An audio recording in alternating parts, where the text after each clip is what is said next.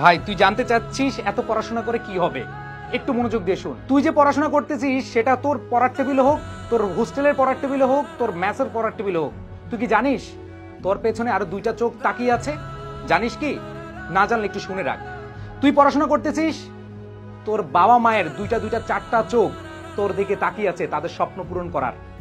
তুই পড়াশোনা করতেছিস, তোর এই পড়াশোনার খরচ চালানোর জন্য তারা ব্যস্ত থাকছে, দিনের পর দিন পরিশ্রম করে যাচ্ছে, তাদের কষ্টের কোনো সীমা নাই শুধুমাত্র তোর পড়াশোনার জন্য।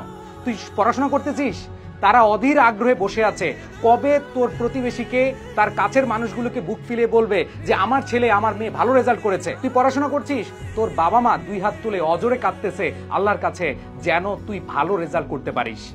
ভাই আর কি চাস? বাবা মাকে খুশি করার জন্য হলেও আপাতত পড়াশোনা কর। তারা যে তোর প্রতি বিশ্বাস করে এত এত কিছু করছে, তুই বিশ্বাসের মূল্যটা রাখার জন্য একটু পড়াশোনা করিস, ফাঁকি দিস না।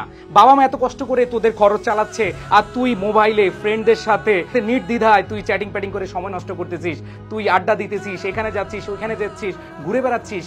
ভাই এখন না বুঝলে পরে কিন্তু ঠিকই বুঝবি। সো সময় থাকতে একটু বুঝার চেষ্টা করিস। এই যে এরকম কোনো প্রশ্ন করবি না ভাই পড়াশোনা করে কি হবে, প্লিজ। কি হবে সেটার বিষয় না, এখন থেকে পড়াশোনাটা কর। তাদের জন্য একটু ভাব, এই চারটা চোখ দুইটা মুখ, তাদের মুখে হাসি ফোটানোর জন্য হলো পরিশ্রম করে যা ভাই।